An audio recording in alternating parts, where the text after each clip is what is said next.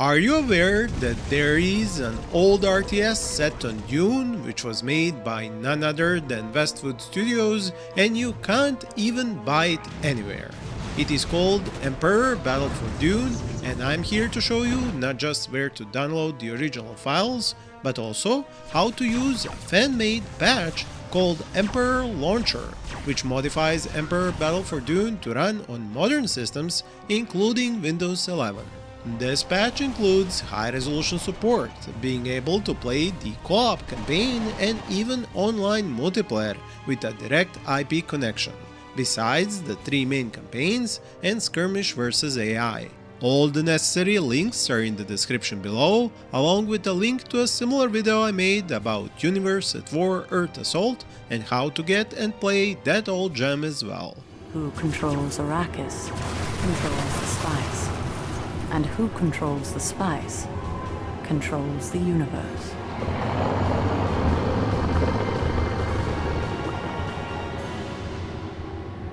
There is a tutorial here if you need to familiarize yourself with the gameplay, especially the old school left click to attack and move command, while right click is used for deselecting.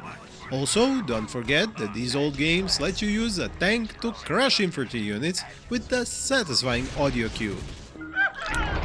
So use that to your advantage. Another expected element of old games are red barrels, which help you by blowing up enemy units and buildings if you notice and destroy them. There are many more old school elements like veterancy levels for units and even buildings, destroying remains on the ground which hide extra funds to pick up, and also walls to construct as part of the base defenses. There are 3 main factions in this game, and so 1 campaign for each, but because this is a story about fighting for control of Dune and the all-important spice melange, it is a 3-way fight on the same map, whichever one you choose. There you pick the territory you want to attack and a new mission versus an enemy faction is started. Do note, more factions are involved in this storyline and they also show up as subfactions which are available in the skirmish mode. More on them later. The 3 separate houses of the Landsraad which are at war on Dune in this game are the lore-accurate Atreides and Harkonnen, but also the made-up Ordos, a house entirely dependent on trade and smuggling, especially of weaponry and illegal technologies imported from Ix. The Atreides are portrayed as the noble house they are and rely on being loved and respected by their population. House Atreides will abide by the terms of the Great Convention. Our intent is to secure the planet Arrakis and oversee the production of spice for the good of all. While Harkonnen are horrible taskmasters and use fear for control, attracting psychopaths to their ranks. Doesn't look like much. If this one performs as badly as the last one, I'll have you strangled along with it. The Ordos are no better, just a different shade of bad, and they rely on mercenaries and cloned slave soldiers. Let me die. Your predecessor's contract is ended. Yours is now in force. One of the things that make this game so special, which definitely isn't the early 3D look from 2001, are the incredibly detailed and lore-accurate full-motion videos with actual actors, which is something most Westwood games are fondly remembered by.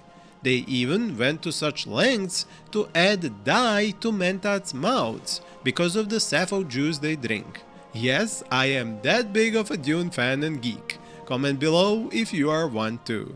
What do you want from me? Speak. Truth. You dare to use the voice!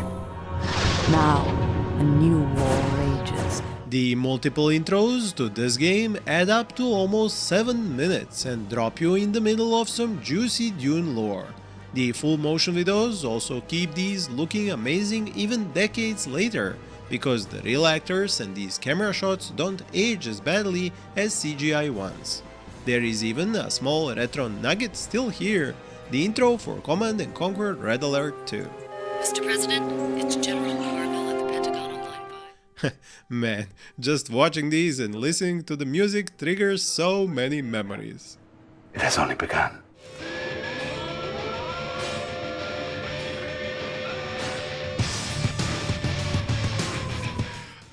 And back to the topic at hand.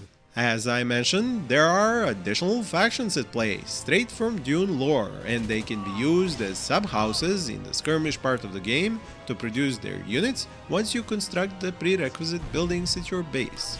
You have the Imperial Sardaukar, the shock troops of House Corino, whose infantry is the strongest of them all. Imperial troops reporting. Take no prisoners. There's the Fremen, who are native to Dune. All their units are stealthy and are able to move through the desert without attracting sandworms. Oh yeah, there are definitely hungry sandworms in this one. You can lose both units and harvesters to them. Ixians are another subfaction, and you can use their Infiltrators, stealthed mobile kamikaze unit, and the Projector fast hover tank for fake unit shenanigans. The Spacing Guild also makes an appearance with the Maker, a navigator-like infantry unit with a raw power energy weapon, and the Nabe tank capable of using the fold space technology to teleport itself. The Gene Splicers of Telaxu add the Contaminators and Leeches, which are wild additions to the roster of units. The Leech is particularly nasty, as it creates replicas of itself by implanting its larvae into enemy vehicles. It constantly damages the host vehicle until the target is destroyed and the larva hatches as another leech. One really cool element which I miss in new RTS games are the mission briefings, which include an introduction to new units you get to use in future missions. Mounted on the stabilized turret of a laser tank. This game has them for all three factions, and they are all voiced, as are most of the missions.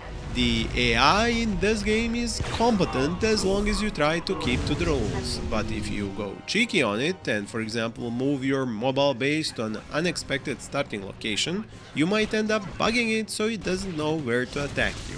But what it will do is to harass your spice collection operations mercilessly, forcing you to get your turtleneck out of your shell and fight them out on the sands of Dune. There, you often end up getting eaten by the massive worms, which the local Fremen called the Shai Halut. But that isn't the only danger on these maps, as wind can create twisters which will easily damage and destroy your units if they aren't moved out of its way. Hawk strike ready to fire. On the more favorable side for turtles, each faction does have a super weapon to construct and use. The Atreides can use the Hawk Strike, which when you cast on enemy units, makes them run off map and disappear. You can even destroy them without them firing back if you want the free XP for your units to rank up. The Harkonnen have the Death's Hand missile, which is basically one of the banned atomics of the Dune universe, and once it is dropped, it not only destroys units and buildings in the blast radius, but also leaves behind a radiation patch that slowly kills units until it vanishes. Ordos have the Chaos Lightning superweapon, which lights up units and attacks anyone nearby, friend or foe, until it runs out. As per Dune Lore, you can't build on the sands and only on the solid rock. Bases can't ever grow to be huge on these desert maps, but Skirmish lets you go off-planet to the green islands of Caladan or ice sheets of Draconis, the homeworld of the House Ordos. As for how to install this abandonware version and update it using the mentioned Emperor Launcher patch, you first go to the link I have provided in the description and download these 4 CD images, which you need some program on your PC to mount them with. You do the installation, but also need to use one of the files from the same website under Miscellaneous, which provides you with the necessary key. Don't download any patches from that website, as the one you download and use from the other link I have provided has everything in it. The Emperor Launcher has its own README file where you can see the instructions for its installation and also how to play multiplayer using this version of the game. I hope you will take the time and effort to install this and enjoy a now almost lost RTS game from the beginning of this century, which I hope won't be the last RTS game made using Dune Lore, especially with all the fanfare with the newest movies and TV show. Do let me know what other RTS games I should fish from the edges of digital doom for you. Also, for more news on latest RTS games, check out the cards on the screen and links in the description. Thank you for watching and happy gaming!